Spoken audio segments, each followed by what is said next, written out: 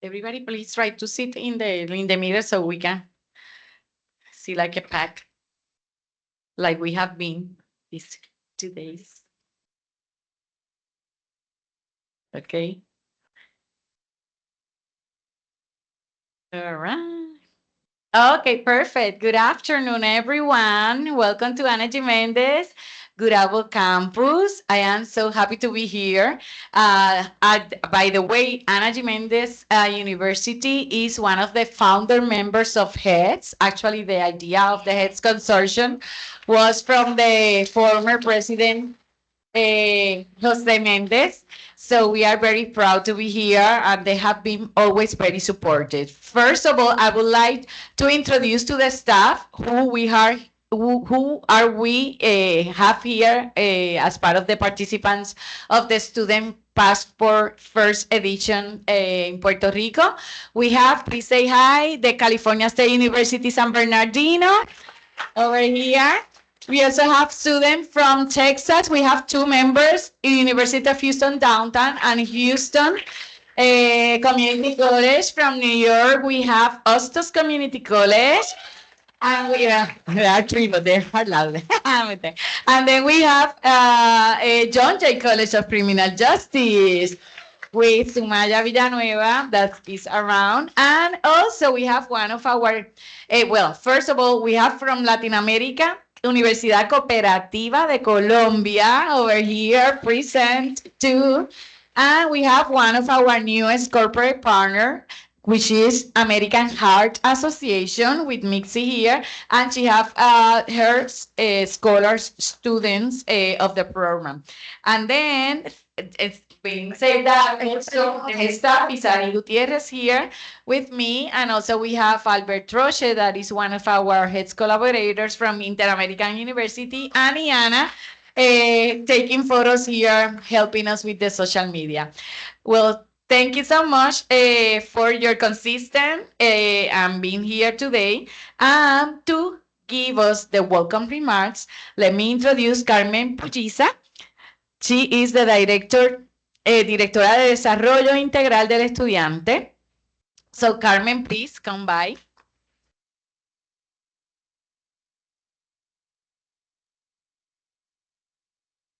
Good afternoon. How are you? How are you? We really appreciate your energy. It's a long day, really. So these new adventures begin. On behalf of our Chancellor, Professor Zoraida Ortiz, we are honored to welcome you to Universidad Ana Méndez Gurabo Campus.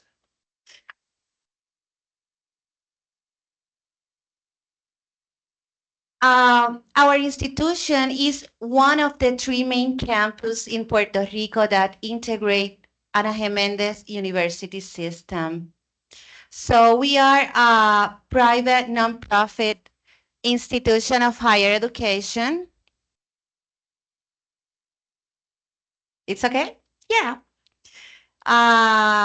Licensed by the laws of Puerto Rico and the U.S. federal government. We stand out for the beauty of our facilities. You like it? The champion sport teams, our comprehensive services to our students and faculty, the commitment to our community, and of course, our all levels academic offerings framed in the highest level quality standards. We feel very proud to see you this afternoon in our institution. Our university is committed with research, innovation, internationalization, entrepreneurship, and socio-humanistic development of a diverse population. So enjoy your visit and have an amazing time with us this afternoon. So let's adventures begin. So Mr. Christian Emanuele, let's go dive in our university. Christian will present us more information. So thank you. Hello, good afternoon. I heard that you're fine, right? A little bit tired, but fine, right? Are you enjoying visiting Puerto Rico? Have you been on the beach? So you have to stay a little bit more to go to the beaches, okay? I'll be quick with the things that I'm going to be sharing with you this afternoon. Right now, we are going to be talking about our institution, about Anaheim Méndez. We wanted to show you a little bit about our campus because I know that we don't have time to share with you our campus to show you our facilities. So we just have a little short recap of our facilities so you can see our university in a short and quick video.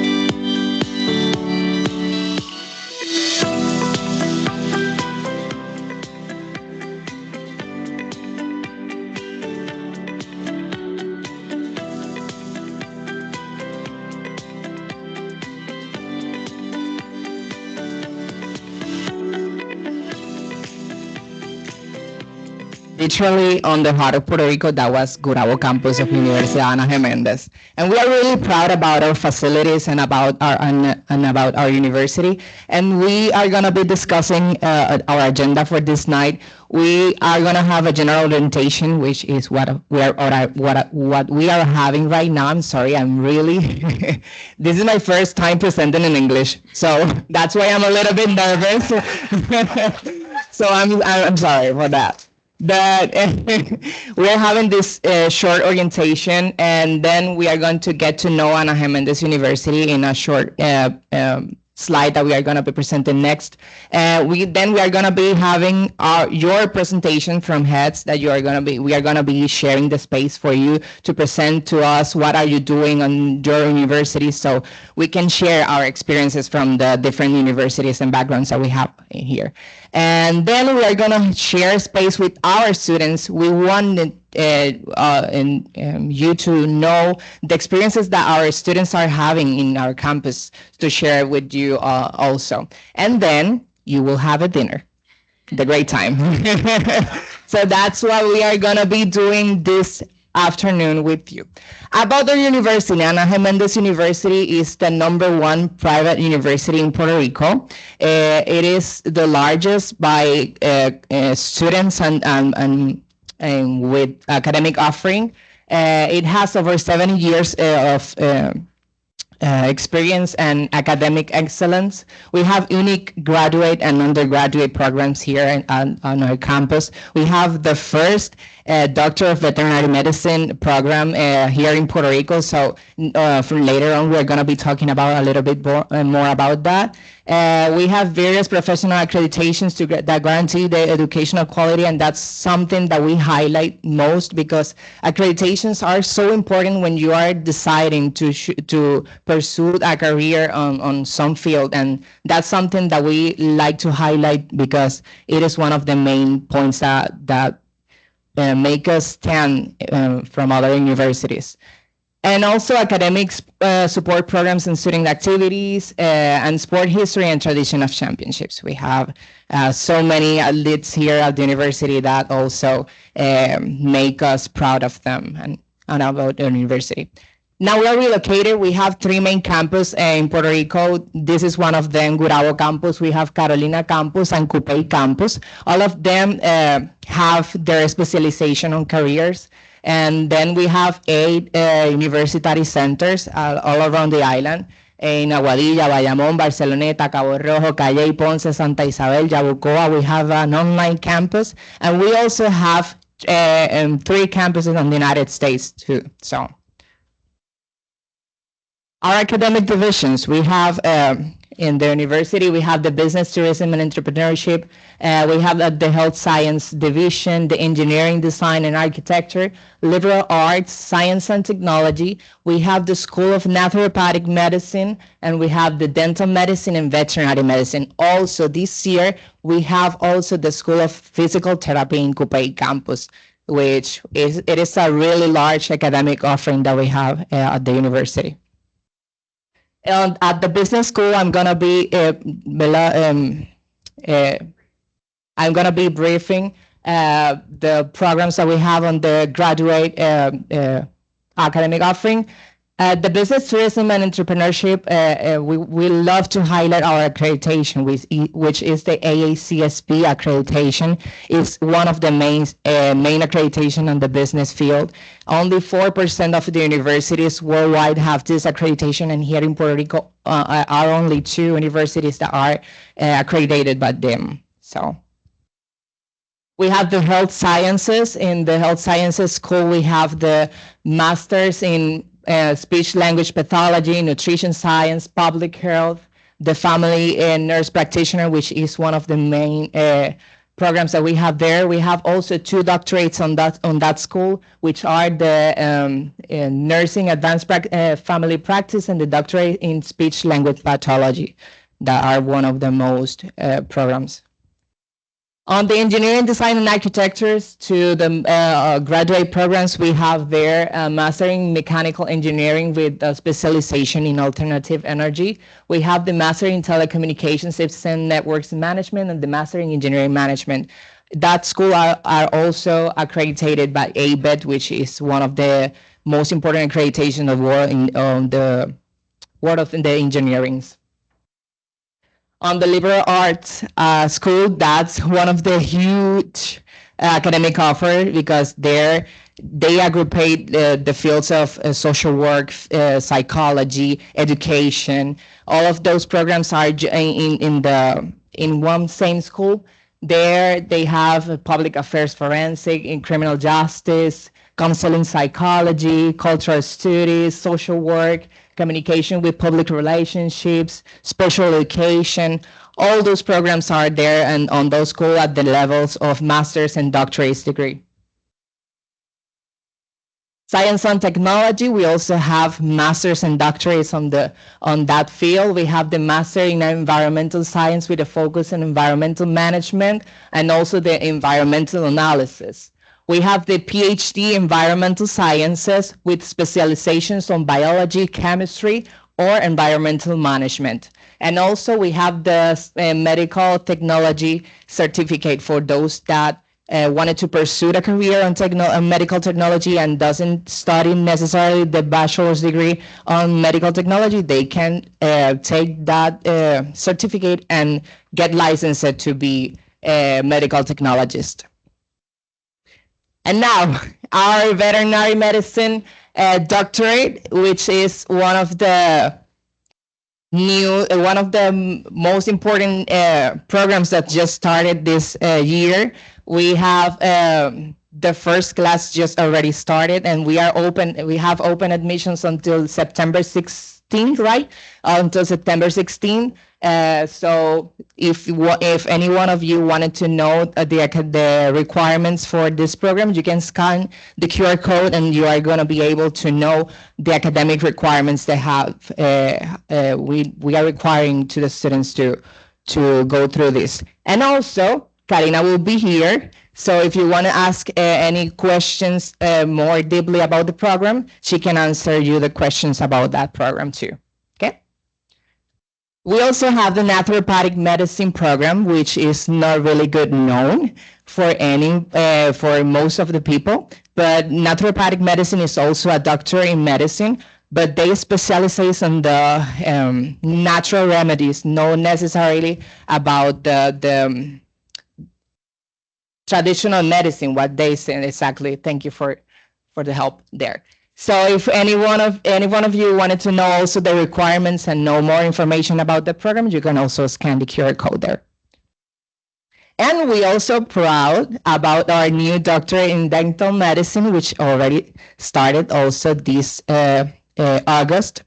And we have open admissions for the next term too. So if you are interested, you can scan the QR code too, and you are gonna be able to have on your phone re, huh?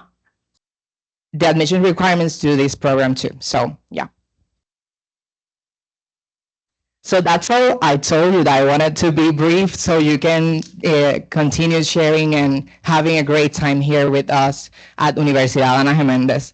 At this moment, I'm going to share space to Yurikis so she can present the head students are going to be here presenting with us.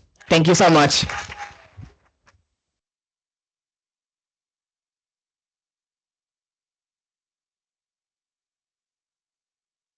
Okay. Thank you, Christian. You were wonderful to be your first time. You can keep doing it. And then let me start with our first presentation. We have Nadia Camacho from the University of Houston downtown. She will tell you more about her. But here, Nadia, if you come by so you can help us find your presentation, will be great. Okay. Yeah, because we have four. Okay. Nadia, is that you? Okay, perfect. Go ahead.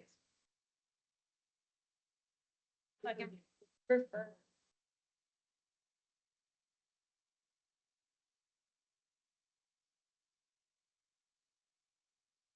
Hello, everyone. My name is Nadia Camacho from University of Houston downtown. I am majoring in data science and will be graduating this December. Thank you. So today I will be presenting my first undergraduate research. I studied under Dr. Catherine Shoemaker, who was my faculty mentor. So the title is The Interdisciplinary Approach, which we will be going more into why tell that in the next slide. So how this project came to be was the problem was proposed from another research team, a biologist, Dr. Stanley. She was specializing in the health microbiology, and she recognized the importance of connecting census tract data to their mosquito data, and I'll continue explaining that. For a comprehensive analysis, this prompted a collaboration with the data science team to develop a methodology for integrating geographical and mosquito trap data. So the research process. What data will I be working with? What are the expectations? Then next is to develop a plan of action and executing it. So again, what data will I be working with? Well, the data provided included records collected from mosquito traps spread throughout Houston in the monitoring mosquito-borne diseases.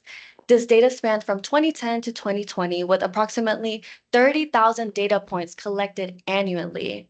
For my analysis, the focus will be the information collected at the latitude and longitude of these trap locations. So what are the expectations? Uh, sorry, I apologize. I was asked to join the mosquito data with the Social Vulnerability Index. For those who don't know, the SVI is a measure used to identify communities that may be more vulnerable to adverse health effects, including those from mosquito-borne diseases. It assesses various social factors like poverty, access to transportation, and housing conditions, which can influence a community's resilience to health threats. The SVI documents areas based on their census tract IDs. With only geo-coordinates provided, I needed to find a way to connect these IDs to their corresponding geo-coordinates. This required understanding what census tract IDs were. Again, I was not familiar with this topic because it's not my domain. So in the US, census tract IDs are unique identifiers for geographic regions used in census data collections that are collected every decade. So plan of action. The first thing I did was Google geocoding census because I'm very unfamiliar with that topic. And I did find that there was a government established site for this. However, unfamiliar with the tool, I began exploring. It turned out it can only take one entry pair of coordinates. And the information that was being pulled was more than necessary. So to overcome this single entry limitation, I need to set up an API, which is a set of rules that allows different software applications to communicate with each other, like a waiter taking your order in a restaurant and bringing the food from the kitchen to your table. So kind of, I guess the way you can explain it is like the middleman, right? I tell the code, I'm like, hey, can you go retrieve this information that I need? So the algorithm, you can kind of see a bit of it there. I'm just gonna briefly going to explain it, but so yes. So I developed a custom algorithm that takes arguments. So as you can see, which I didn't explain in the last slide, as I see, but so the government does have a API that you can use with the API key, but I believe that they have not updated it because there was an error. So I recalled how in class my professor mentioned that you can't take the URL and you can place arguments and it will direct you to the information that's needed. So that's what I did here. As you can see, I just went ahead and placed the government URL for these coordinates. Did you reverse where it was taking the single limit entry? I apologize. Um, and sorry. This approach allowed me to effectively combine and analyze all the data into one comprehensive data set. However, besides the single entry limitation, um, it was indeed able to take, again, I'm so sorry. So the API that was originally working was able to take 10,000 coordinates, correct? However, again, as I mentioned, it was not working. So in order to combat this with over 30,000 data points that were collected annually, and again, from 2010 to 2020, I had well over 100,000 of data points. But the solution was quite simple because they were monitoring these mosquito-borne diseases. It was consistently kind of within the same areas, correct? They wanted to make sure that they were consistent with the data collection. So what I just did was I got the unique pairs of these coordinates, and it was around less than 10,000 data points. So after that, I did consolidate all the Excel sheets through programming because that's the way I received them from the biologist. That is the way that she was doing her analysis, right? She wasn't familiar with programming. Um, and due to it being slow, I had to immediately save this as a CSV file to later transform into an Excel. Okay, so joining my data, as I mentioned, the reason that I was even getting these census tract IDs was so I can join it in with the social vulnerability index. So in order to do that, once I got the census tract IDs, all I needed to do was just have a common ground, which was the IDs. And from there, I was able to retrieve all the information that was needed. I believe within another set of codes, I had something in there where it made sure that the number of data points that I was receiving was being returned exactly back. That I wasn't missing any data points that she needed. So this was just a little fun thing that I did because I was not a part of her team. All she needed was her own data because that is her domain. I just kind of went and explored the social vulnerability index in the areas that the mosquito traps were placed, right? So that's why you're going to see gray areas because it wasn't placed in every neighborhood. They probably wouldn't be able to do that. But anyways, so as you can see, this is 2010, I believe, is the proportion of persons below poverty. It's a bit yellow. You can see a bit of orange kind of in the center, but nothing too drastic. And I forgot to mention, but I used a package to even be able to kind of where you can see the neighborhoods essentially. So now here in 2020, if you can see, some neighborhoods are now like almost 100% in poverty, with more well than half. I don't know how often I should switch, but you can kind of see the drastic change. So that was just something that I was able to visually see, correct? Yes, I believe these were the resources that I used. So all of this can be replicated because it's free. So you have RStudio, which is where the it's an open source software. We used a HTTR library, which is just kind of what helped make the request with the API. Tidyverse, there was a lot of manipulation kind of going behind the scene in order to ensure that I was doing the joins correctly. SF is going to be the library used to plot the census tract IDs, whether it's in a different state.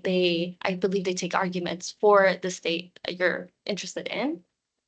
And the read Excel, because I did have to receive this Excel sheet and not in the CSV file, I used that and I wrote it back out to the same format that I retrieved it in. I believe that was just about it, y'all. Thank you so much.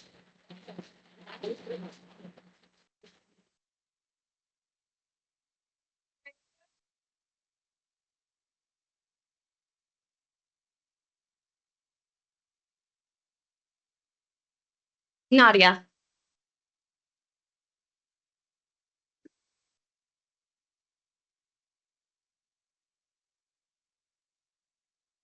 Oh no, this was a biologist.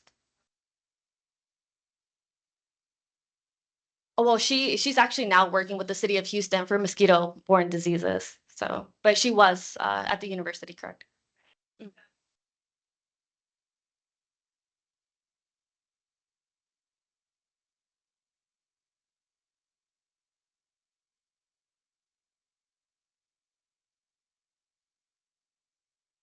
Yeah, so the biologist, she didn't really share what her intentions were from gathering this data, correct? If again, this was my first undergraduate research. I wish I would have delved into more questions and become more curious with that. But she did reach out to my faculty mentor, which was Dr. Catherine Shoemaker, asking if her students could help her with this in retrieving the data because she was unfamiliar how to get it, how to consolidate all of it. So the outreach was done by the Dr. Stanley. Got it. So I just wanted to say that it's really impressive the work that you did, despite the fact that you didn't know what the biologist was looking for. The I fact that know. you had the idea to merge the information and also look at the change in terms of socioeconomics in the neighborhoods. I think it's pretty impressive. So I was just wondering, was that, whose idea was it in the first place and how it came to be? Because it's pretty cool. For visualizing it? Right. That was your question? Sorry, I didn't hear you. Yeah. I just wanted to know whose idea was it to. So I will say it was my idea to do that because I did look at the mosquito data. However, because I was not familiar with some of the abbreviations and I wasn't familiar what it necessarily meant if a neighborhood was found to have mosquito-borne diseases. It didn't really specify. So I did wanted to do my own analysis with that, but I just figured to be on the safe side, I don't want to spread information that I'm not 100% sure about, which whereas the SVI, this is collected by the government. I can search up their, I apologize. Their, I believe you would say coach, not code sheets, there's another word for it, but basically they explain their abbreviations. Mhm. Oh yeah, like a documentation, code documentation. Yeah. Fantastic. Thank you.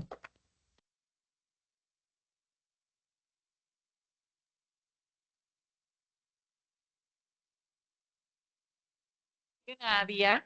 And now, in the meantime, the technical support comes to upload the next presentation. Let me present Muhammad Haider from John Jay John Jay College of Criminal Justice in New York, one of the CUNY members. Este, let me close this one. And then which one is yours?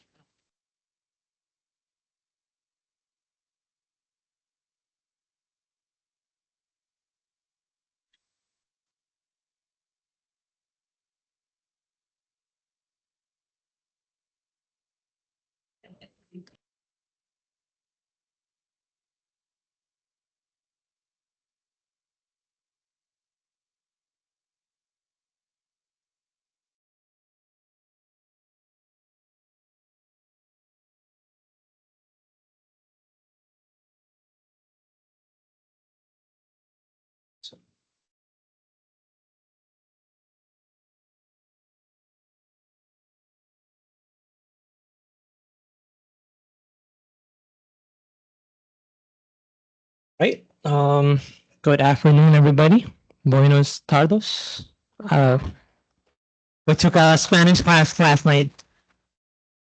Um, as you can all see, my name is Mohammed Haider. I am a student at John Jay College of Criminal Justice.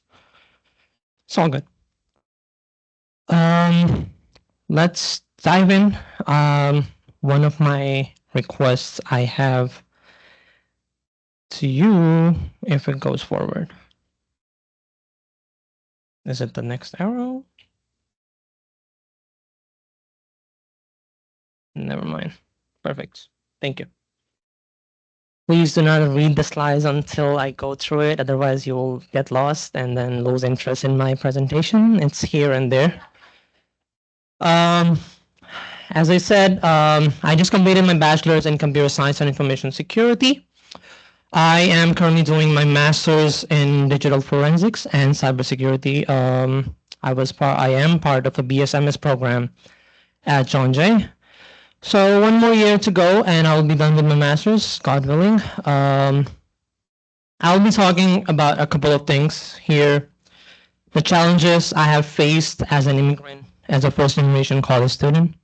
And we'll talk about the impact of technology on my academic success. That would be the layout. Let's talk about some of the academic challenges. We all come from different backgrounds, with different skills that we have, with different type of stamina, or you can say we all work differently. So transition from a high school to college, a lot of students here, folks, are in their last years, in their sophomore, junior years. So we have been through that. A nervousness of being the first day at college. For me, it was a bit different because I was recently moved from Pakistan to New York. My first semester, COVID hit, and then we go to online classes. So the interaction and that excitement of being in the classes was gone. Well, that sudden shift came with more pressures. Of course, the external pressures. You had to work, you had to pay your financial aid because whoever comes in their first semester, they're not getting all of that money from financial aid or FAFSA or Pell as we other students get.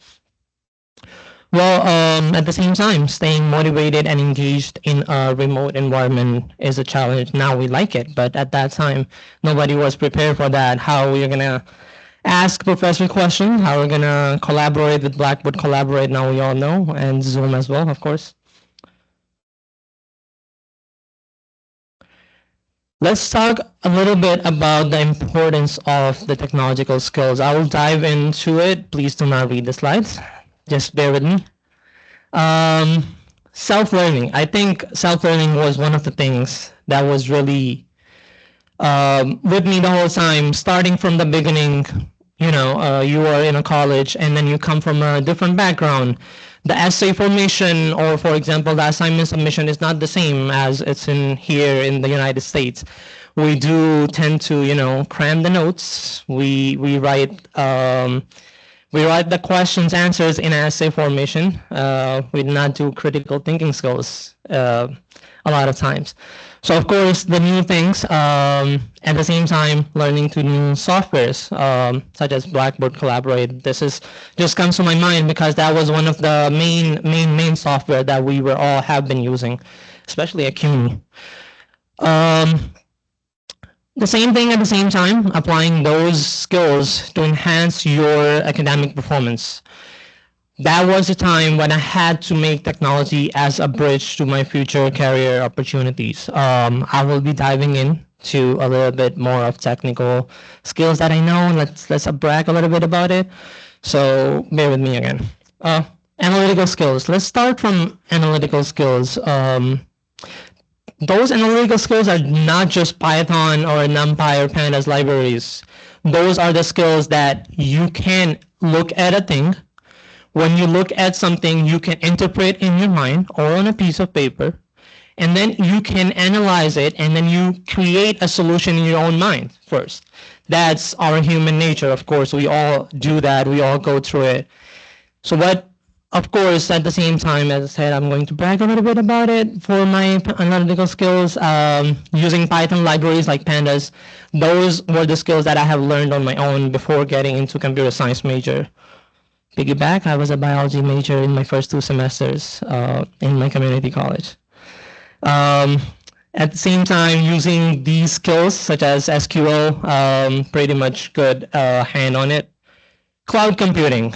If we go back a couple of years, some people have said that, oh yeah, that's cloud computing in clouds. Yeah, of course.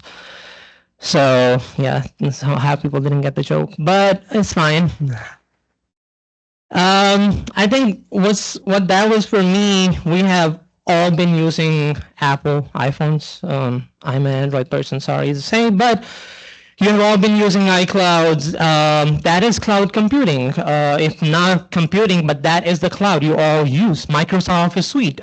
We have been logging in from anywhere in the world. I have my data backed up, and I can go back to Pakistan and log in from there. What I do with the cloud computing, what I have learned, what I would be presenting, deploying virtual machines and applications on Amazon Web Services and Azure.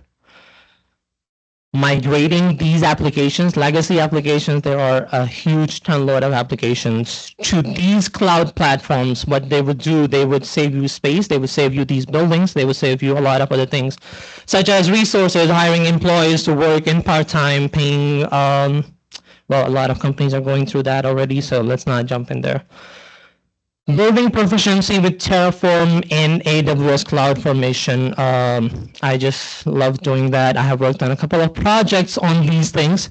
To do what? To do automate infrastructure setup, reducing manual errors. Of course, the errors will still be there by machines, by AI, and everything, but can still be minimized with proper instructions. Speeding up deployments at the same time, doing these things. I hope I don't go over time, but let's dive into e-portfolio. Let's say e-portfolio is a much better way. I wish I could show you here a little bit of what I had, but I think it's an amazing thing I have learned in my last senior year at John Jay, while I was also working at John Jay. Displaying my work in a more efficient manner. What do I mean by that? I have the option to post pictures of my certifications, my projects. I can put my resume in a short video form. I can put a lot of other things at the same time. It can take them to a website. It can take you to a website, to a person, whoever is viewing that. What that can do, that can create you a dynamic resume to attract employers. That's all we need, of course, all the students. I need that right now. Systematically organize our achievements, our certificates. We all have a lot of achievements or certificates. Instead of putting it on a piece of paper, which we try to put it in one pager. Hey, you got to put it in one page. Well, this can be one page, but it will take them. They do not mind clicking. Whoever will be reading your resume. I think that's one of the important skills. It is still technical, but anybody can do it. It's super easy. Last but not least, some recommendations. We all have heard a lot of these recommendations in the past 2 days. Our 8th university right now. I think there's a huge need to develop some real-time analytics platforms that can that can use that data from the student feedback. We all do get the student feedback. But I think the student feedback implementation is not being done at a more higher level. What do I mean by higher level? It can be at a university level, students from the university. I know we have surveys at university level, at state level, but I think getting that feedback and putting it together to a place where it can make impact for the students coming forward. Create user-friendly tools for feedback and surveys. We'll be talking about feedbacks a lot. Well, tailor resources to support services to meet diverse needs. I started with the diverse need of the students, and I will end there, which can increase accessibility to free educational resources. leverage that technology. We have learned a lot of new things from our presenters in the past 2 days, and drive continuous innovation in our education system. Last but not least, I have a couple of things that I wanted to put out there. My motivational mind would ask me to put that slide here. I think networking is a key component. We all can see that top logo in the corner. Connect, lead, and learn. That's what we all here for. I think networking, if we all have not still gotten anybody's information in LinkedIn, that means we are lacking in that aspect. Same time, I think we have a lot of available resources on YouTube, on a lot of other platforms that we can use, we can utilize them.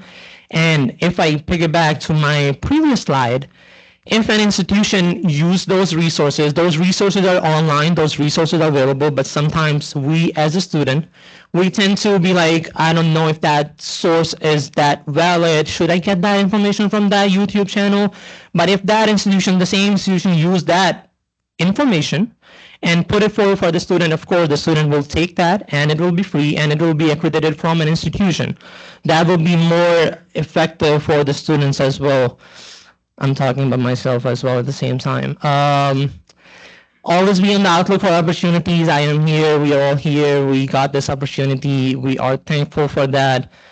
I missed that in my first sophomore and junior year, freshman and sophomore year. Sorry, but that's why I would always be speaking about that. Not the opportunities does not have to be paid all the time. You know, it can be, those opportunities can be volunteer work. We can have a lot of things on our resume. Now we have the option of e-portfolio. Last but not least, special thanks to HETS program and Carlsbad John Jay College for this great opportunity. Thanks to Professor Cruz McDougall for making this happen and having me stand at this platform. I have my barcode there for the LinkedIn QR code, not barcode. Thank you so much, everybody. Any questions, feel free to ask. Thank you. Thank you. Any questions? Okay.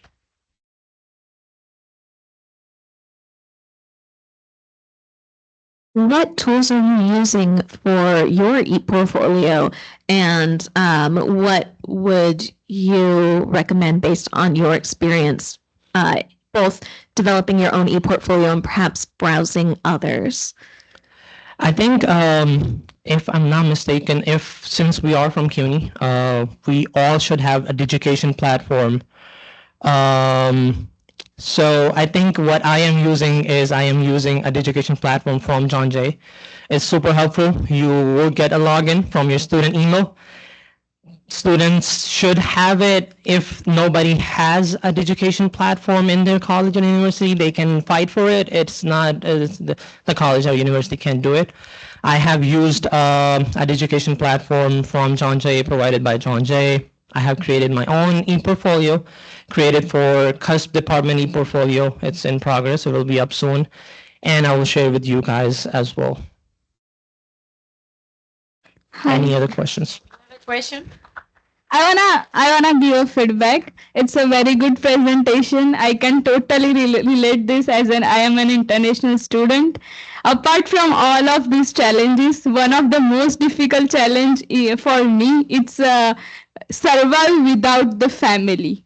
It's like I had never lived in India without my family, but when I was I just done my immigration, and I was feeling very homesick. I'm feeling like I can't survive without family. But after like knowing people, making networks, I'm feeling I can survive. I can survive.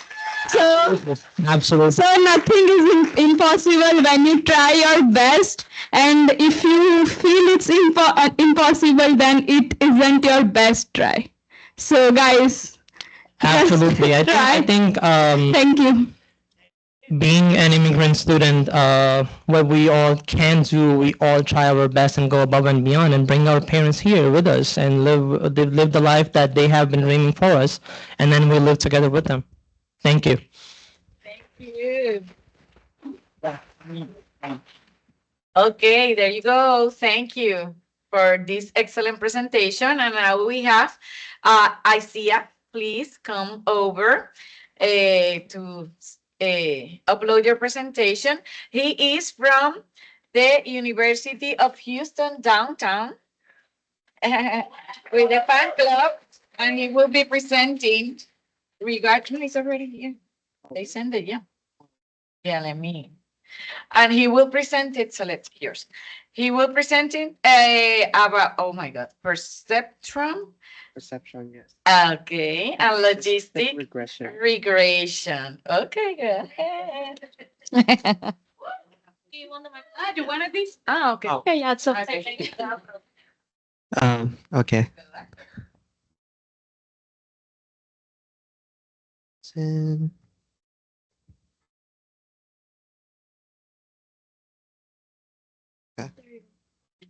Okay, nice. My name is Azali. I'm a data science major in applied statistics at University of Houston downtown. So before I even get started, I want to state something. First of all, I'm a data science major. When I first came here, I remember meeting with the HETS participation, and I introduced myself to them, and I told them I was data science major, and they kind of like briefly smile because no one know what data science is. And so I asked them, do they have an idea what data science is? And they all say no. And that's fair because even though data science was first term in 1974, we were so bad at advertising ourselves. Yet we're literally every single thing that you have or any number provided, that's data science related. That's why it's so important because machine learning is created by data science. Whenever we talk about AI or machine learning or ChatGPT, that's not computer science, y'all. Please give us the credit. We're data science. We exist. So, which is why my research is with Dr. Jedek, my mentor, is based on perceptron and logistics regression. These two are machine learning model. How did I? Oh. Yeah, I see it. So, introduction to machine learning. When it comes to machine learning, we have two types of model: unsupervised and supervised. A very simple explanation between them. Supervised machine learning model is when it comes to machine learning. I always imagine machine learning is like a little child, like a little kid, because the thing is, it's just like in the term machine learning. The machine, we have to teach it. That's why I always imagine it as a child, because what we have to do is, in order for it to be functional and to give it accuracy and its predictability, we have to have ton of data, valid data that's correctly been used. So when it comes to supervised learning, it's basically data that's been labeled and properly known for its accuracy. So let's say, for example, this little child here, that's gotta be our machine learning today. And I want him to able to look at this picture of an elephant and tell me it's an elephant. So what I would do for him in order for him to tell me that it's an elephant every time I give him a picture, is that I have to gather 1,000 pictures of different species of elephant in different type of scenario and give it to him like, here you go, study them. And then after that, we can have the probability of machine learning to produce more accurate result. The more data we provide, the higher the probability of accuracy there is. With unsupervised, on the other hand, we don't know what type of data we're gonna have.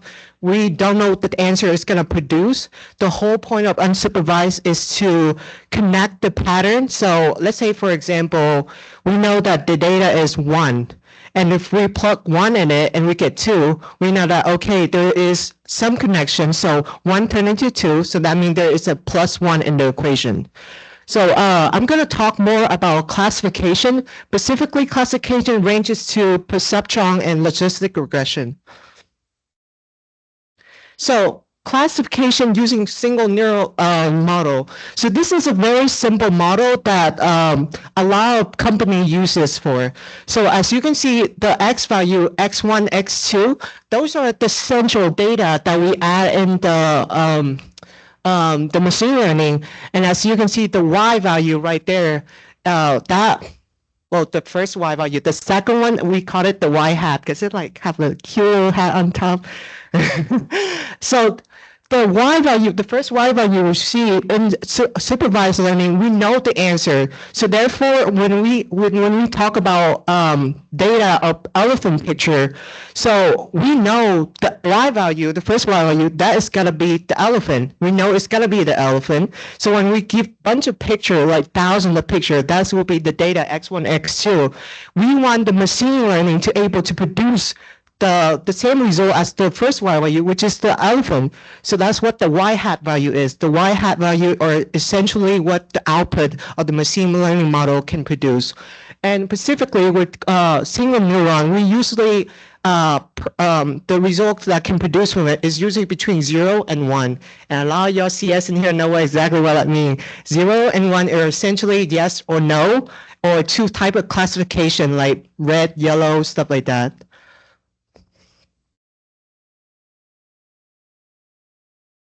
So when it comes to perceptron, we have the hypothesis equation using the sign function. So with the perceptron, every data is inputted in here. However, it's a little bit different because when it comes to data being inputted in the perceptron model, they have weight in them. These weight determine how valuable the data is.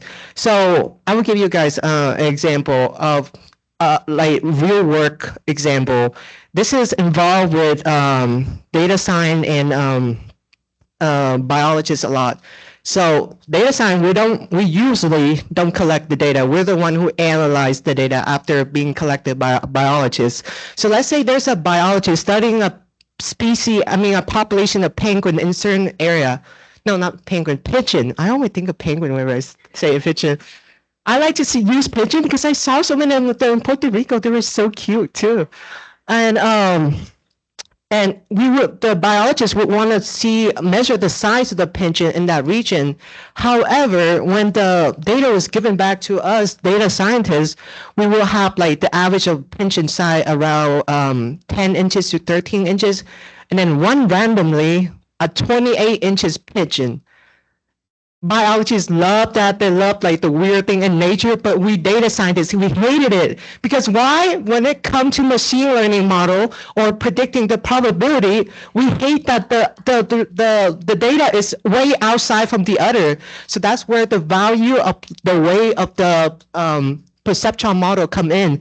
The way to determine how much the data will affect the probability. So therefore, when we have problem where the big pigeon happen, that's where we use linear algebra in the equation to produce reduce the weight, and so it will be invaluable to affect the data, because when we have such a vast big data, it will affect the probability of it predicting extremely. And also with logistics regression, it's similar to perceptron. It has weight in it also. However, with perceptron, I forgot to mention this earlier. With perceptron, you can only have two answers, either -1 or 1. That's essentially a yes or no, just similar to single neuron network.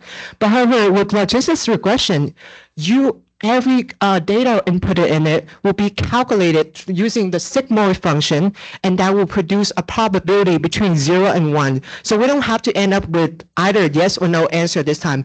This is where we can get 0.42, and we can determine that, okay, 0.42 is below the 0.5 limit, meaning it's very unlikely to happen. And that's where we can continue to work on the model and using linear algebra to change the weight of the data to improve it from 0.42, maybe get to 0.93 something. And these machine learning model is so important because why? Like I mentioned before, it's used in every single thing that you have. Your Gmail, for example, use perceptron model. They use 0 and 1 to determine whether it's a spam email or not. They filter a bunch of thousands of they use bunch of spam email, for example, to feed it to machine learning model data and say, hey, usually the spam model, the spam email have a Facebook icon on it. So every time I see a Facebook icon notification like, hey, someone sent a friend request, that's a spam, go into the spam model. Stuff like that. Same thing with they use in healthcare. People can use machine learning, but based off all patient record and medical history, and use that to predict diabetes. And they have been using it. Same thing with Amazon. They use your purchase history and to make suggestion on your next purchases. So I want to talk about this because it's also scary of how much company can access your data and see the pattern in your purchases and also your medical history and also literally everything, weather, politics, everything. So remember, it's all data science, y'all. Not computer science. We deserve a credit. So with logistics regression, I have some few more examples. Logistics regression are a binary machine learning model, meaning it cannot see picture. It can only see number. However, it do really well with picture, as you can see with this gray and white scale. Those picture can be converted into the picture above, where you can see different number, because different say of white, different say of black, that will be converted into either number 1, 2. And this is not directly related, by the way, because it will look really confusing. We also have a color scale, where as you can see that as the color at the very bottom is, you can see the 0. That's why everywhere else 0 is the color purple.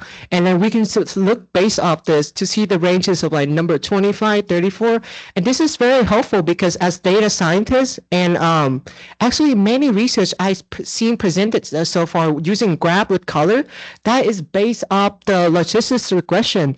We use color scale to identify the differences and make it visually more possible. That's why data science is so important, because we help our bosses look at number better, because they don't want to look all that, but they don't want to see all this number. They want to see something colorful like this. And we're the one who determine the politician, by the way, because we do the number. So remember, y'all, we have all your information. So please keep the credit. And thank you so much for my future work. I'm going to be looking into more a classification model in machine learning. And that's really it. If you have any questions, please let me know.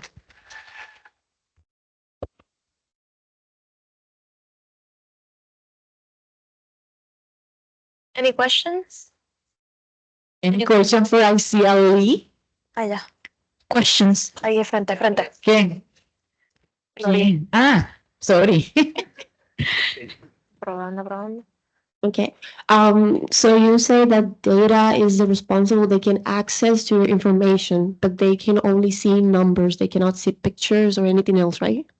Actually, I only introduced it two model. There's multiple model to in machine learning. However, with your privacy, that it have nothing to do with the machine learning. It have to do with the company policy and stuff. And you know how Facebook sell your information and they have been sued, right? So sometimes they they have certain policy to protect private user. However, there's some information out there they still want to access to create an algorithm. So, because if you watch like one cat video on TikTok, you're gonna start seeing 100 of them, and that's kind of the data they want. And but they're not gonna go through it manually with a human. They're gonna go through it with the machine learning, and it's gonna produce more result that you want to see. Okay, so is it possible that when you download an app and you give them permission to use the microphone for the app, is it possible that they can like hear something and show it to your algorithm? Like you're saying, oh, I want to buy a house, and then you go on Facebook and there's realtors selling houses. I don't know that, but I think it might be possible. It might be possible. Okay, that was my question. Thank you. Excellent. So,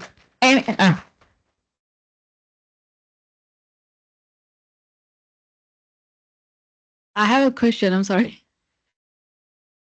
Hey, great presentation, by the way. And I'm myself pursuing a bachelor's in artificial intelligence and robotics, and data science is one of my favorite subjects.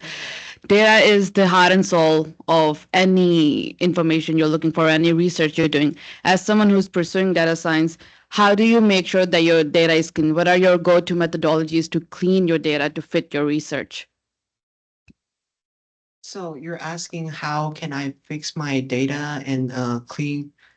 I Yep. would say that's more like a data science class I haven't took. Oh, Okay. I'm It's still a okay. sophomore. I'm sorry. Yeah, great presentation, by the way. I'll see you next year then. yeah, please. Indeed. Thank you, Isia. A round of applause for him, please. It was awesome.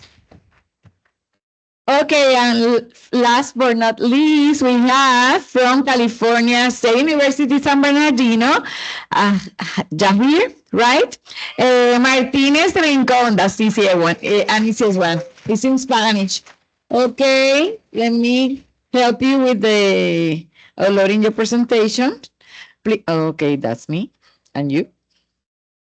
Okay, check it out which one is yours. And remember that we're almost finishing our student presentation, but after Jahir presentation, we will have the students from Ana Méndez University in Gurabo that will be doing a brief presentation of their academic experience here at the campuses. And those are the beautiful ladies that are in the front. So please don't move. And oh, so sorry. I'm blind. And the light is to the right. Okay, ladies and gentlemen in over there. So please don't move. If you need to go to the bathroom, of course, please go. But in the meantime, stay here. Feedback. Okay, Jahi. There you go. Tengo una pregunta de esto. Sí, la presentación es un PDF, ¿verdad? Es que tengo unos videos y no sé si se pueden poner. Sí, necesita un video para Escape y buscar el video. Y se va a presentar. Lo tengo para que vea todo el video. Okay.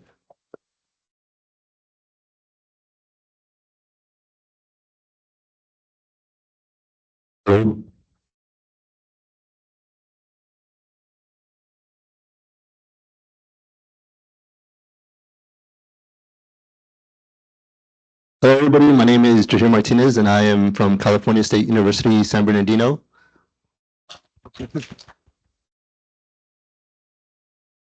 And today I'll be talking about community building and networking through social media and campus websites.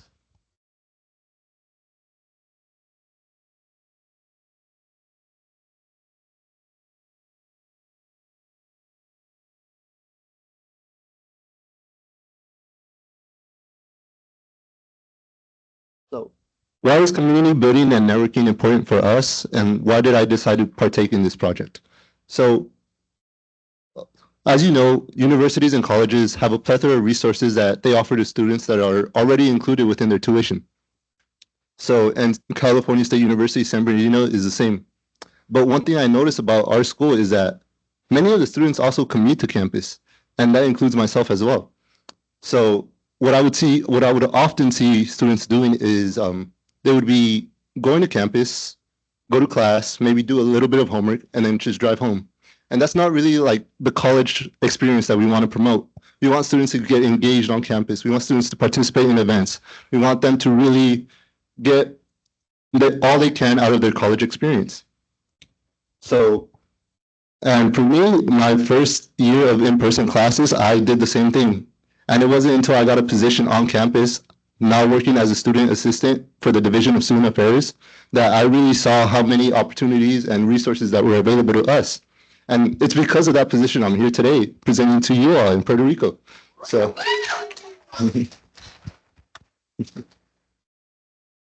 so I really want to spread that word to really get it out and inform students of all we have to offer for them that's completely free.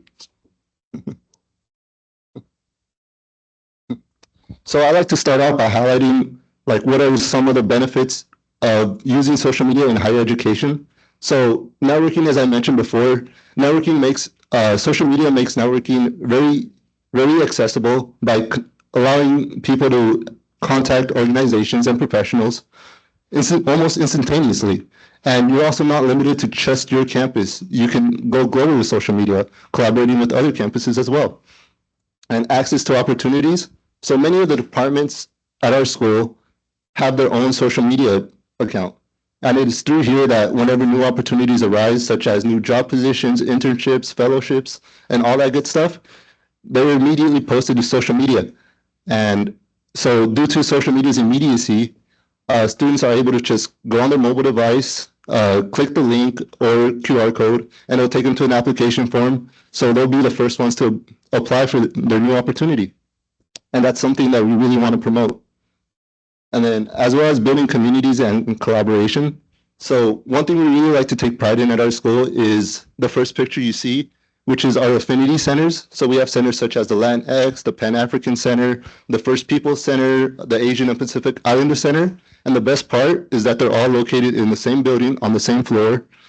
So that way, like this whole floor is a whole hangout area where students could come out, collaborate, communicate with one another, study together, and just have a great time.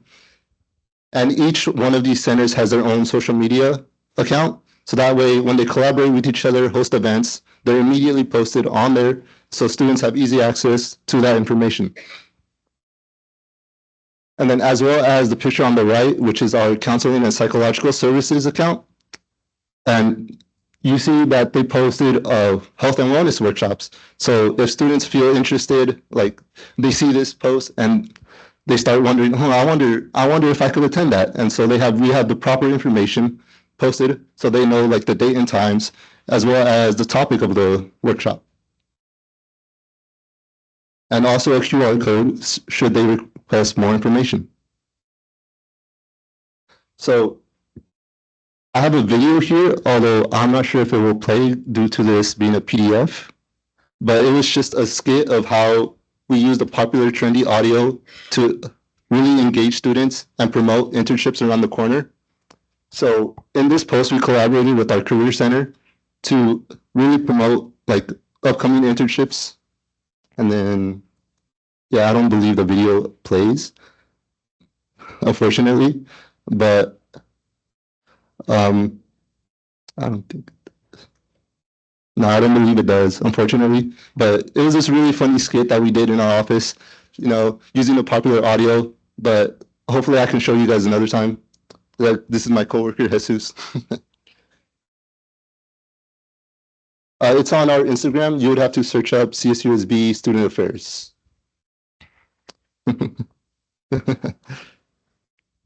So another way we implement social media into campus is by, as I just said before, using popular social media and trendy audios. So that way, we really are trying to appeal to students' online interest. So that way we can make events on campus and the academic resources look more approachable and more friendly to students. Because as we know, a lot of students nowadays can experience like social anxiety or just want to stay introverted and just stay home. So we really want to change that. And then we also try to provide information for student needs using social media. So because of social media's immediacy, we are also able to ensure that they're informed and up to date on all the information that we can on our campus. So for example, on the first post here, on the first picture, you see CalFresh, which is a program that we offer to students through our Basic Needs Services Department. And it is through this department that students are able to go grocery shopping for fruits and vegetables, household items, and snacks. And the best part, it's all for free. All you have to do is be a student. And CalFresh is a program that provides monthly food assistance for students who are eligible and just apply. So it's a great program. And as well as our ITS and tech support. So through this QR code, students are able to rent laptops and other technology devices throughout for their schoolwork. And the best part is that our technology support center is open for calls 24/7. So should they run into any tech problems, they can just call right away. And again, I had another video, this time with me in it, but unfortunately it will not play, but it is still on the same account, CSUSB Student Affairs. So we know that social media is great for many things, and as I just mentioned before. But however, we understand that not everybody may be on social media. It just may not be everybody's preference. So to kind of combat this, we have a website called Coyote Connection that we really are proud of. So so you may be wondering to yourself, what is Coyote Connection? So Coyote Connection is a campus-based website that all students have access to completely for free. And it is through this website that we can post events and then all our clubs and organizations, which I believe is to be over 270. So any department can go on here, post events. Like even I myself have posted events on here. So should they feel interested, and any QR code you see on social media will take you here. So this kind of is like a little database because they can also RSVP to these events. So that kind of gives us an expected guest count. So that way we can prepare properly. And yeah, so it's pretty much a website that all students can access to and have contact information for faculty, officers of each club and organization, and just, get really engaged on campus, is because that's really what we want all our students to, do. So before I end my presentation, I'd like to give a big thanks to the entire HETS organization. And if anybody has any questions, I would like to answer them.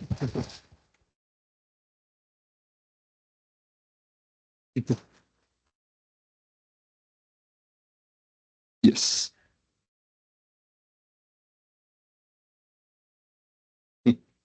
Yes. Oh, another one? Yes. Who had a question? Over here. I have to stand up? I don't gotta stand up. Oh, yeah. No. Okay. Hi, Oh. my question is, instead of just doing student life activity style, like you work in that jurisdiction, do you have student government as well on your campus? Yeah, so that's actually a good point you bring up, because our ASI president and vice president are here. I gotta bring it up. So putting out the question with there, have you as collaborated on making things bigger with the SGA or Student Government Association with a student life activity? So yeah, so working in the Division of Student Affairs, the ASI technically falls under our division. So we can kind of supervise, see what they're doing, and if they want to collaborate, that is totally possible. Like collaborating with events or providing academic resources. It's done almost all the time on our campus. So that's just saying we're all going to collaborate, all the schools, even New York with Cali. That's what we're going to do. That's totally possible. We can do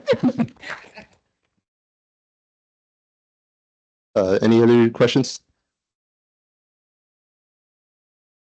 You talked a lot about the incredible successes that you have had and the technology that you've employed to reach those.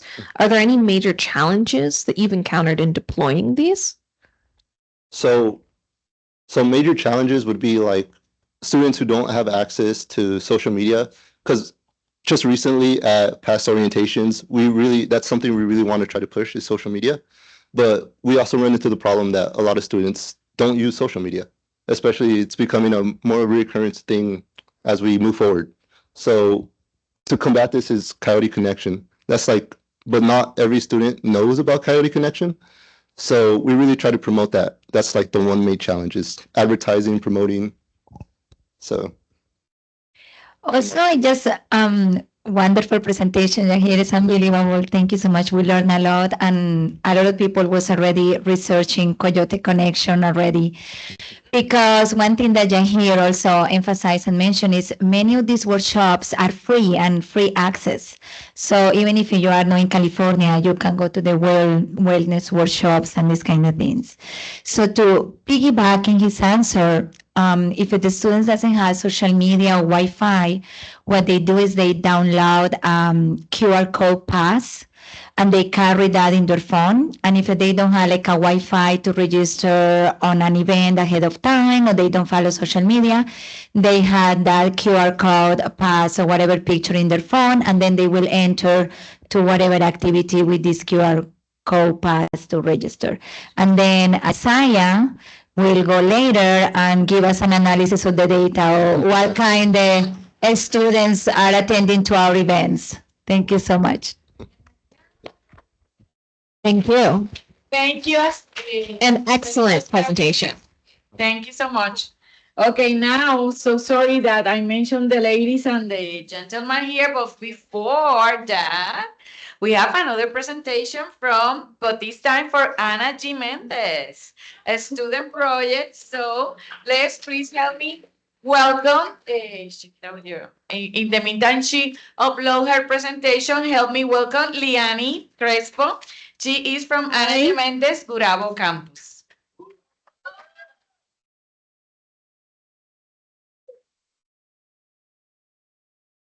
Sorry. Good afternoon.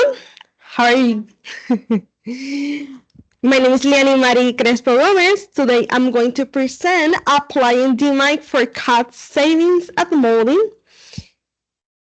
Here's the agenda. First is the team, introduction, program description, methodology, conclusions, future work, and finally the reference. Here's our team member that is composed by Cheyenne Enid, Coralis Concepcion, Jose Ortiz, our advisor Yesenia Cruz, and I. Introduction. Puerto Rico manufacturing industry emphasizes product design, molding, and distribution with a focus on excellent customer service and meeting delivery deadlines. In 2022, scrap sales stayed within limits set at 71%, actual sales at 59%. However, in 2023, scrap sales reached to 76% in the last 8 months, despite the goal remaining at 59%. Increased scrap sales impact productivity, material wastage, delivery times, and customer service. Decision made to implement DMIC methodology to address a sudden increase and minimize future impact. Program description. During the last year, the molding area of the manufacturing industry in Puerto Rico, as August 2023, $58,000 of scrap is about to reach the projected scrap limit. For 2023, $76,000 of scrap limit by approximately 15%. This results in a loss of material and productivity that delays delivery. Related research. Here we found 3 related research that we compare to our project.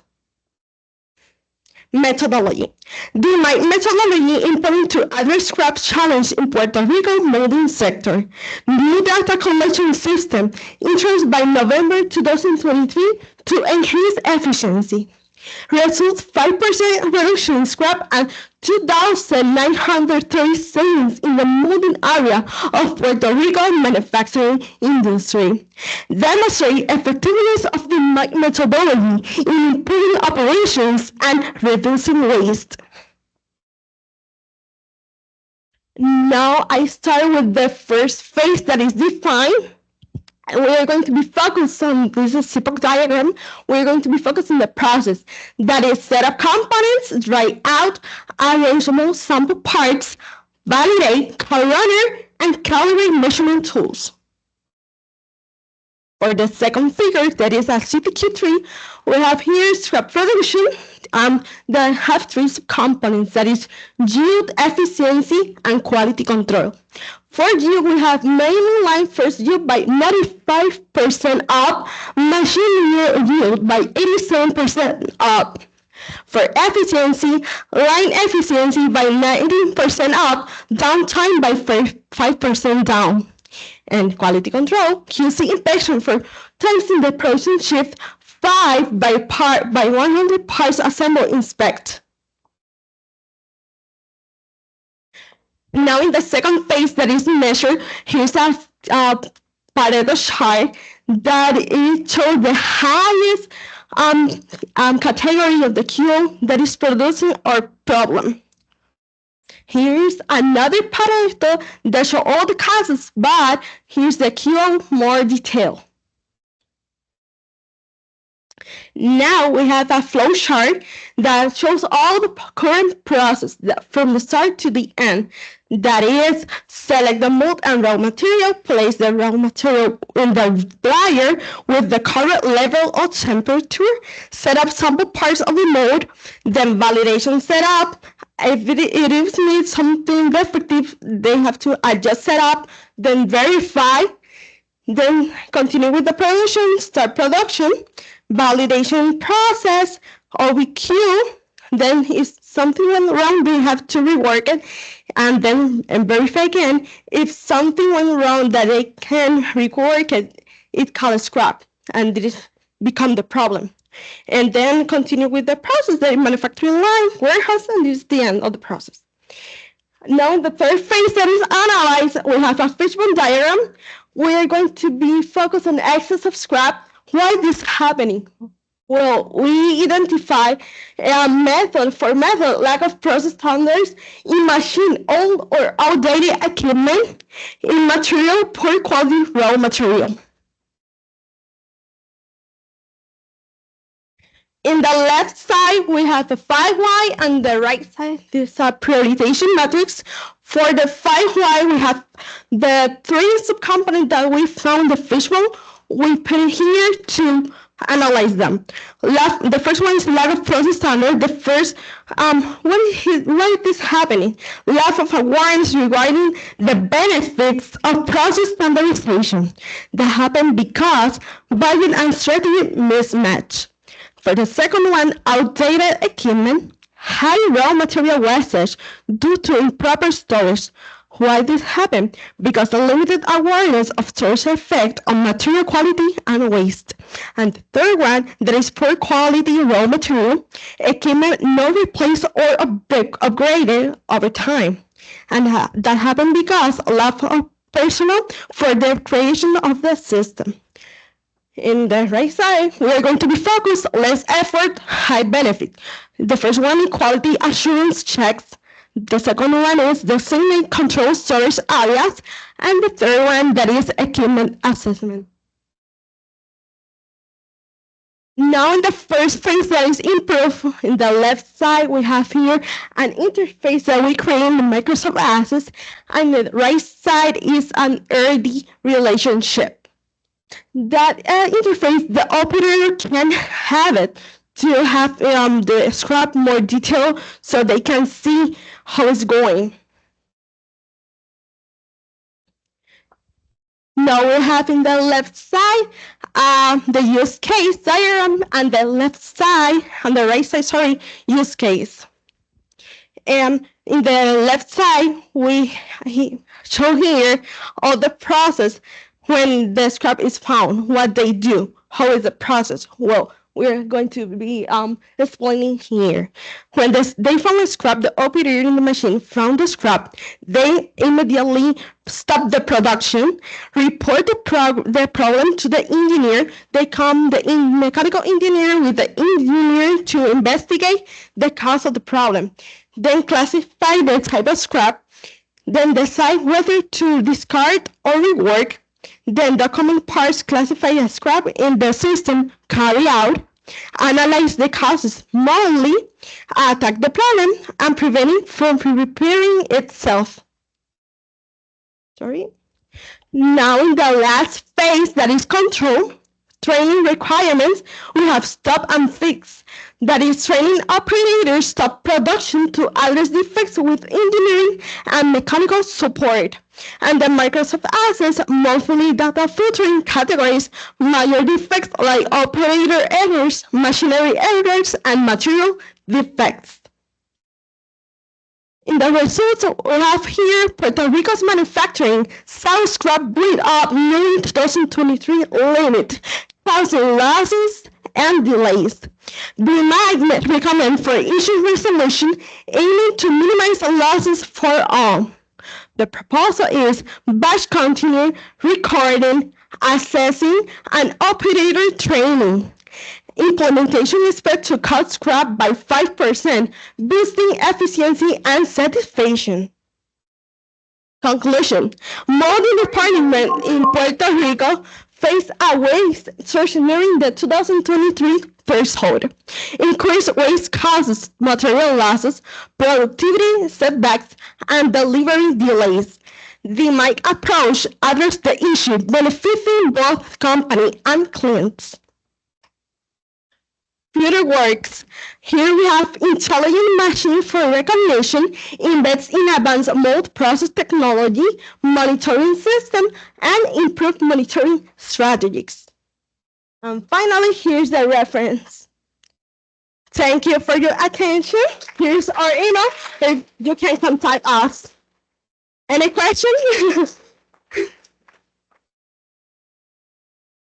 Any questions? Very nice. Thank you so much. Have been wonderful, Liani. And then we have the students for Ana Jimenez. I don't have your names here with me, but you can introduce yourself, please. I will present them. Come over here. They're going to have like a Testing. conservatory, like a chat, interactive chat, so you can learn a little bit. A brief. Hello. Go ahead. Testing. Sí, dale a Fernando uno. Okay. Y Ginito coge el otro. Okay. Check that is off. Hi. Okay, give us a second while we figure out the technical difficulties. Okay. Sa picture. Perfect. Alright, si quieres quítale, estás en presentando. Dale P, Windows P.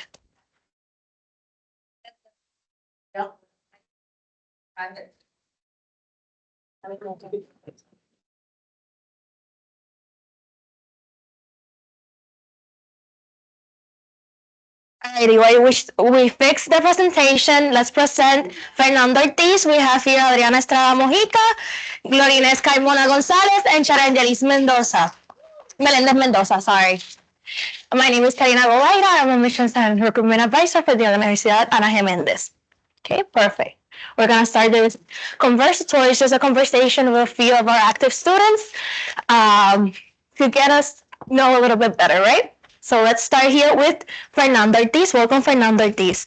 Hi, thanks for having me. Thank you. All right, Fernando Ortiz is a freshman student in our Bachelor of Science in Computer Engineering program. He achieved a perfect score in the math section in the College Board exams and participated in an accounting competition in Atlanta, Georgia during his high school career. Additionally, Fernando was awarded the Academic Excellence Prize by Banco Popular of Puerto Rico.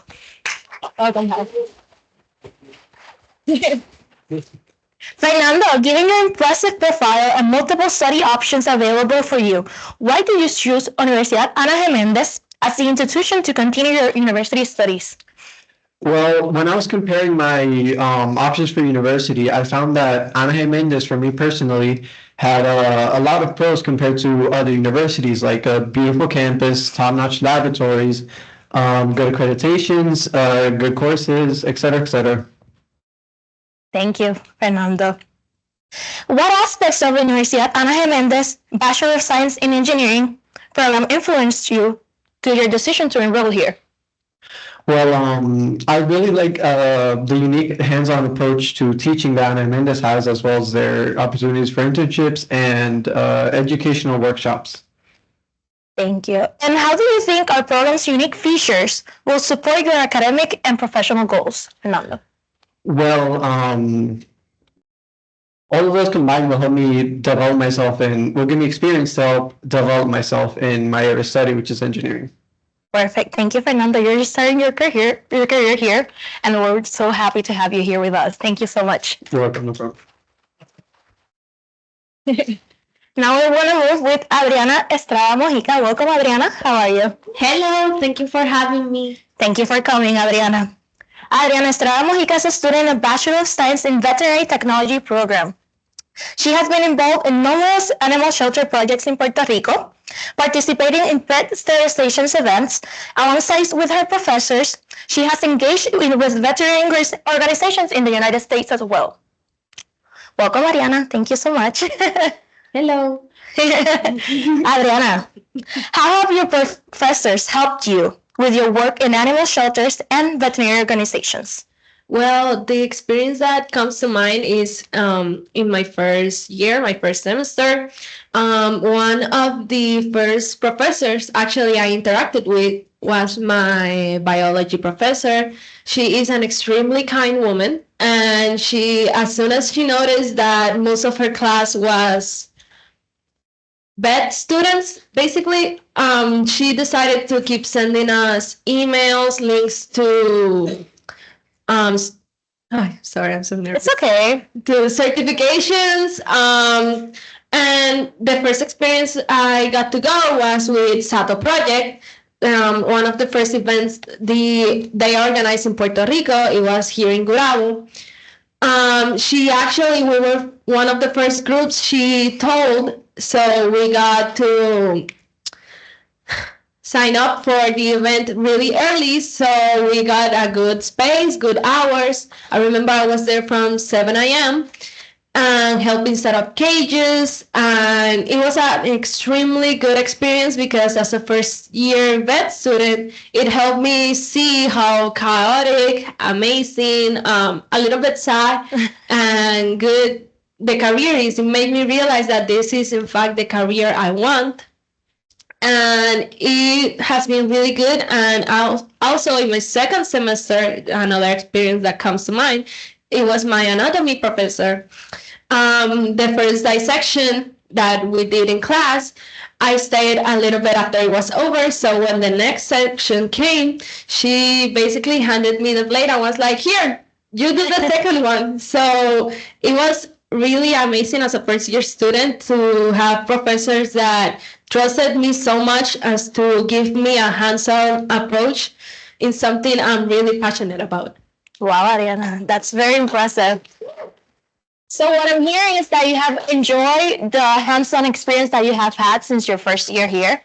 Yes, I remember that I thought before beginning my classes that it was gonna be like a lot of theory, basically like it was in high school before graduating, that it was gonna be a lot of theories, that I wasn't gonna get to work with animals or with replicas until like my second or third year in my bachelor's. But no, since the first semester, they were like, here you have the vaccine, here we're gonna work with this dog, you're gonna work with this cat. Even not something as simple as cutting their nails or practicing the correct positions to put them for blood tests and things like that. It was really interesting because it is one thing to watch it in a slideshow, and it is a completely different thing to you do it yourself. So I enjoy that the professors here, apart from showing you in the classroom, they actually show you how to do it in a practical environment. Wow, thank you, Adriana. And how have the student projects and organizations that you've been involved helped you with your learning and career goals? Well, it has helped me see that this is how do I say? It is more when you look at vet students, most people, not all, they think, oh, you get to work with puppies all day, you get to work with kittens, you get to do this, you get to do that. But it is actually a work of love and resilience, because it is not easy working with a patient that cannot tell you, hey, it hurts here, hey, this has been happening to me. And it is kind of learning to read them. And also, as a teen, I said I want to work with animals because I find sometimes people can be frustrating. So it happens. It happens. I was like, I'm gonna only work with animals, and those first experiences has taught me that as a technician, I do not only work with the animal, I work with the owner, I work with the parent. So it has helped me to grow kind of like a love, per se, to not only helping that animal, but helping that person that comes with it, and explaining, hey, this is the medication, you're gonna do this, you're gonna do that. Do you actually understand what the instructions I'm giving you? Do you have any questions? And I have learned that I actually like explaining things to people. And it has really helped me develop my people skills. Well, thank you, Adriana. Thank you so much for sharing your experience with us. And I'm not going to miss the opportunity to say and mention once again that the School of Veterinary Medicine has expanded. We're now offering the first doctors of veterinary medicine here in Puerto Rico. The first class just started this past August 5th. So we're very excited to keep growing as a school as well. Thank you. Okay, now we're going to move with Carmona Gonzalez, Jeannie. Sorry. I will call you Jeannie for now.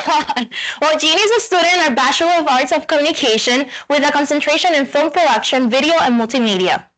This year, she participated in the Como Fest Festival, where she presented her short film, Sinti, and won 4 awards: Best Short Film, Best Editing, Best Production, and Best Cinematography.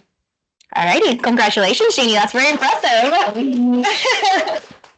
Before I ask you a few questions, we would like to share your project with the rest of the group here. Okay? I really hope you all like it. If you can hear it. Technical difficulties. Páralo para que lo escuchen. Okay, we're gonna stop it because you have to see the whole and to experience the whole feeling. Like it está mute. It was muted. There you go.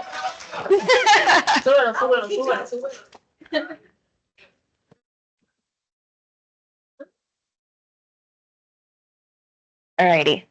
Her film title is Sinti. Conéctalo.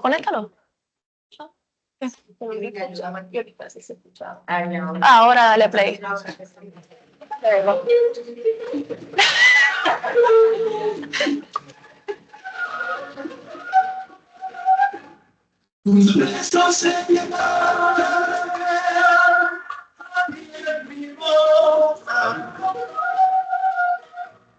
Llenando de ilusión, de pasión, mi vida loca.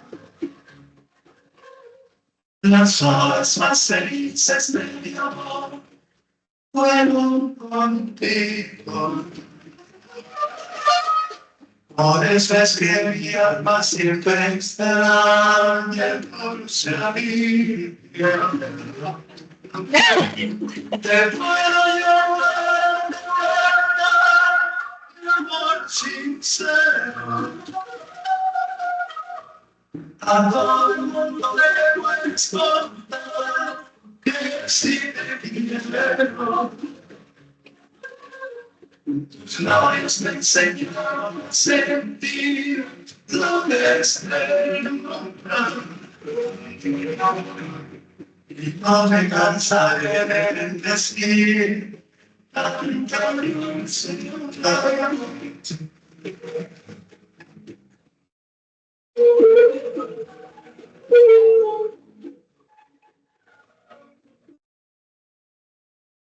Tus besos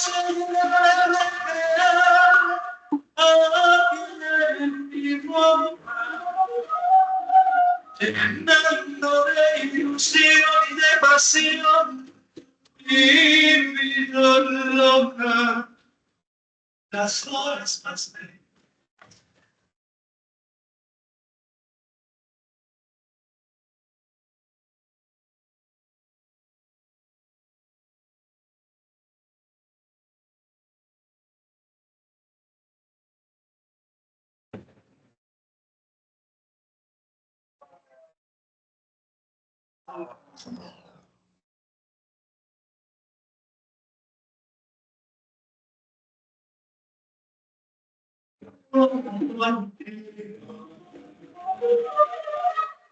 Por eso es que mi alma siempre estará en dulce alivio.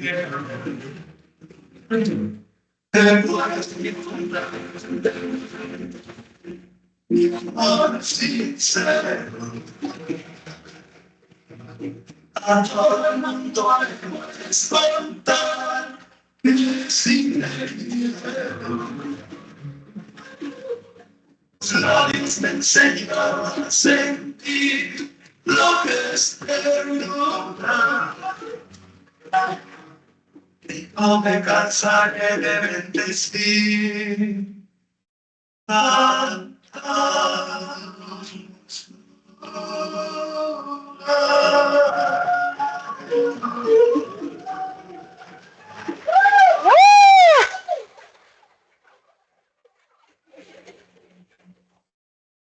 Thank you for sharing this with us, Jeannie. It's great to hear again applauses for it. Another applause. Let's go. Let's go. Alrighty. Can you tell us a bit about your background in communications and how you came to work on Sinti? Okay, first of all, if I started a little bit, it's because I'm freezing. So yeah, for my background in communications, studying this was never like it wasn't like the first option. As a teenager, like many of us, I struggled to find out what I really liked and what I wanted to study. So I didn't want to make a wrong choice and regret it later. But I knew I was a very creative kid and very loud kid. So I like dancing. So when the pandemic hit, I started doing dancing videos in my room and I edited myself. And I also took many hours making the costumes and, working behind the production of it. And I found myself loving the process and really loving the outcome. And I said, wow, this is my thing. I really like this. So from then I started working as an interviewer with one of my professors nowadays. And we interviewed many local producers and many artists. So I got to practice and, make sure this is what I like. And I work with private short films, helping them. So yeah, I decided, okay, this is what I want to do. And I chose to do it. Now for the part of how I came to do this, to be honest, I made the short film because this was my last test grade kind of thing for my class.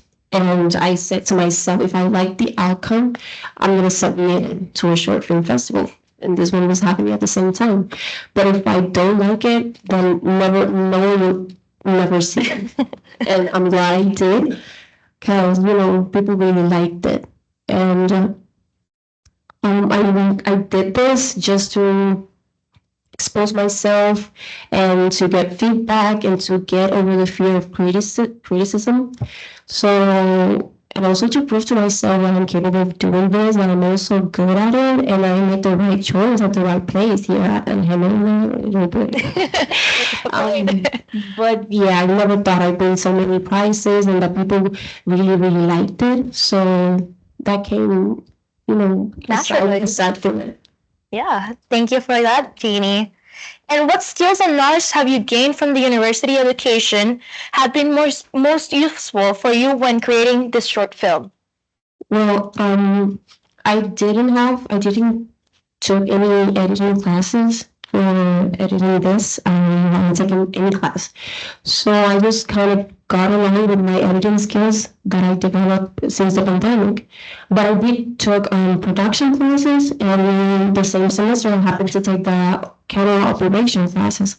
So my production class really, really helped me to be a leader. I learned how to work with a team. I learned how to work with my crew, and that's very important. You need help all the time. You cannot do this alone by yourself. So I learned how to work with my actors. I learned how to do all the permits. I really learned the basics and how to handle the stress and anxiety that comes with working with people. And for my operation class, it came really in handy. Because I got to know my equipment. And once you know your equipment, it gives you freedom to create, to express what's on your mind and actually put it on the screen. So, yeah. And nobody asked me this, but I wanted to give something I got announced today, and I'm very excited for it. So I got chosen today for being the writer of the upcoming short film that is going to be I have the name, I was just told today. It was the campaign Ponte las Gafas Violetas for the Casa Protegida Juvenil de Workers Association, which is basically an association helping women in Puerto Rico with domestic violence.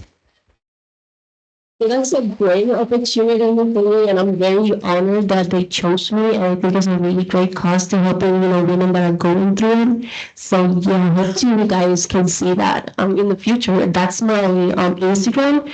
So if you want to follow me, give me a like, help me, I really appreciate it. Thank you, Jeannie. And good luck in this new project. We wish you the best of luck. Perfect. And now we're gonna move with Shirangelis Melendez Mendoza. She is a graduate student in our Master of Science in Brand Management and Digital Marketing program. During her time as an undergrad, she interned with Omicron Media Group and was an active member of the UAGM Student Council, served as the Public Relations Officer for Junta Industrial UAGM, and was a member of the SME UAGM chapter. This past June 2024, she completed her bachelor's degree and began her professional career as a recruitment and admissions advisor for our university. Welcome, Shirangelis. Thank you. Hello, everyone. I'm very happy to be here. We're happy to have you, Shiranjali. So, what motivated you to apply for a role at the university and continue your studies in digital marketing right after completing your bachelor's degree? Well, I have a lot of dreams and goals that I want to see come true. So I set out a plan. So step one was to get a job, a challenging one. So thanks God I had that job as mentioned, a recruitment and admissions advisor here in Universidad Méndez. But before that, I didn't know how to study. I was wondering every day what I'm good at. So maybe on Monday I could say I'm going to be a teacher, but then the other day I could say I want to be a nurse, and then I want to be a police. So I didn't know what I was good at, so I was struggling. But then when I knew about marketing was like, oh my God, for me, marketing is everything. And I'm almost married to marketing. I really love marketing. So now, as my job, I want to help the other people to find the best career for them. And so happy for that.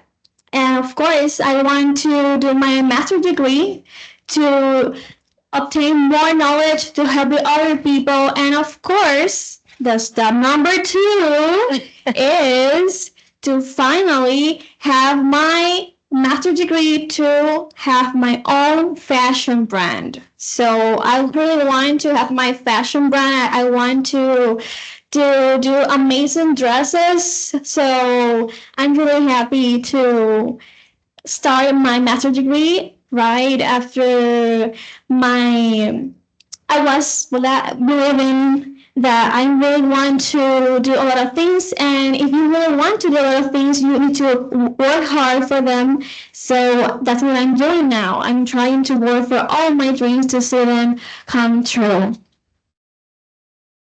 Good work pays off. Good work pays off, Shiranjali. And how has your involvement in student organizations during your undergrad studies influenced your approach to current roles in recruitment and admissions office? Well, being a part of associations helped me a lot because I was the girl sitting in the corner, so shy and silent, but now I'm not shy anymore. Trust me, I'm not shy anymore. I can dance like here if you want, but I'm not. I'm not going to dance. Well, now getting serious, student association helped me to be brave and accept all the experiences and never said no to them because they help you to grow and they'll help you to be better in the personal way and also in the professional way. And it's really important because the student association can help you to know the importance to do networking. That's really, really important. So now, as a recruitment and admission advisor, I can talk to other people that I don't know with no fear because I'm not shy anymore. So that's really good.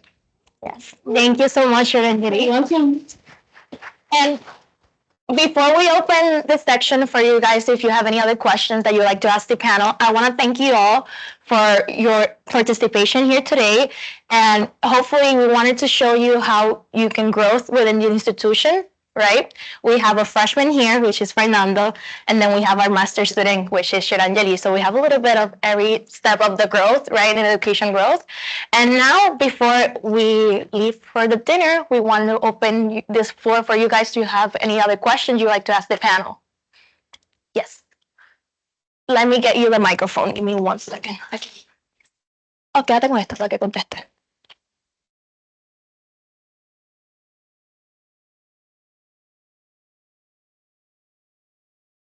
It's off. Hello. Okay, my question is to Kini. I hope I'm pronouncing your name right. So my question is in the bottle. Oh, okay, Gin in the bottle. My question is, you use this song in your video, and you submitted it for a short film festival as well. Did you run into any copyright issues, or how do you deal with all that? Yes, I actually was the only one that used a song. Most of them just used instrumental things. We do take a class about the ethics and the policies and all the legal issues about this. I am concerned that you have to take a permit to use songs and whatever. But I talked to my professors, and since it was only a short film festival here on purpose for the college students, and they did not have a problem with it. Now, if I want to compete internationally or something else, I do need to get a permit, and I cannot use this song. Okay, yeah, that's all I wanted to know. Thank you, and best of luck with everything. Thank you. Oh, wow, that's amazing. The question I have is, do you all, are you residential here on campus or do you commute? Can you address that? Yeah. No, answer first. I do live here. I don't live on the campus, or I'm from how do you say like Pueblo? Neighborhood, town, neighbor town. I live like 2 towns far from here, so it takes me about. I live in a mountain, a very very high up mountain, so it is a challenge to get here sometimes. With traffic, it's like an hour, and without traffic, it's like 30 to 40 minutes sometimes. But we have many students that came from the west, the south, the north, and they do take residentials and whatever. But me personally, I live here. I have the blessing to live near the college. So yeah. Yes, while you out do that, right? We have here as our community at Universidad Méndez, our community is most of our students do commute to campus. However, if the student has any issues, we do offer them the resources necessary to find them accommodations near campus. Any other questions? Yes. Wait, let me. Thank you. First off, just want to congratulate you all for all the work you guys are doing here in Universidad here. Méndez. My question is for you, Fernando, as a young freshman right now. I was just wondering, where do you see yourself as a senior? What are some goals you want to accomplish, or just any visions that you have for your senior year of college? Oh, well, Well, I do have a lot of goals. Like, one of them is to compete in a lot of competitions for computer engineering, programming, stuff like that.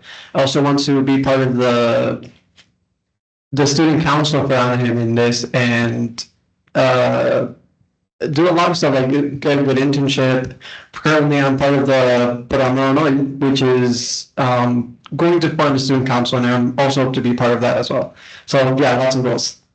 That's awesome. Myself and my colleague, Carson Mahalo, both in the student government, and just the amount of growth and personal and professional development that you've gone in student government, and it's just been amazing. So I highly recommend it for you, Fernando. Okay, yeah.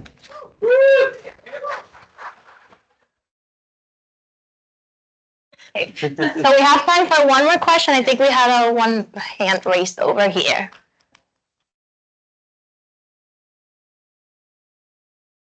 So, first, congratulations to Universidad Ana Méndez for all of these great students, and also for your new doctorate in veterinary medicine program. I saw those hands, and that's what I was going to ask. Adriana, please. Okay. Are you thinking about it? What? The doctorate in veterinary medicine program, because you're doing your bachelor's right now. Yes. Yeah, I am. At the beginning, I kind of had it in my mind, but I was not sure. So I was like, hey, I'm gonna do a bachelor's, and while I'm studying it, then I'll get the feel. Do I like it? Do I want to stay as a technician? Do I want to continue to do a master's? Do I want to become a doctor? I'm still decided, to be quite honest with you. But I am very, very happy that I have the option that if I want to continue working and to becoming a doctor, I can do it here, because as a student in Puerto Rico, my other option is San Kitts, the United States, or Mayagüez. And I live in Caguas, and I did not want to go to Mayagüez. That's like the other side of the island.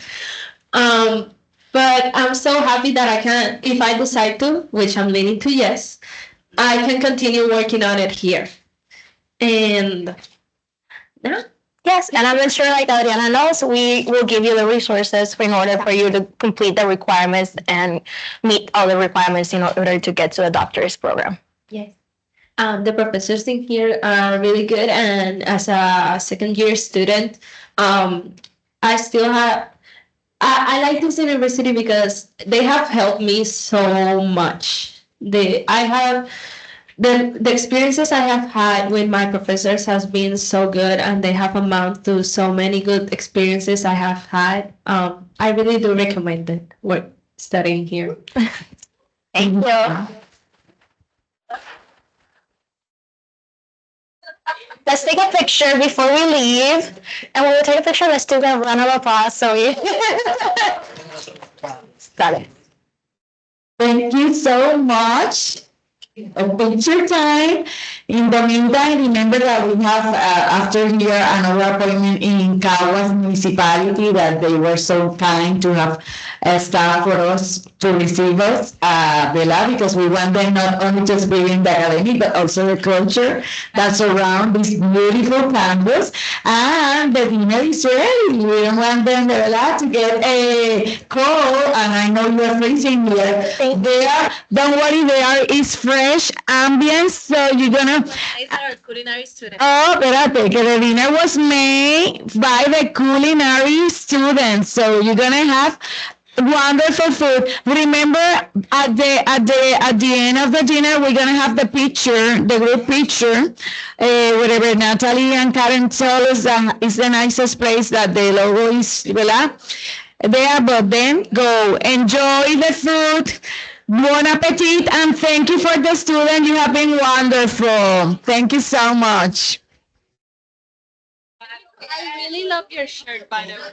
It's so cute. Tienen que colaborar. Sí. Porque tú vas a hacer más de ella.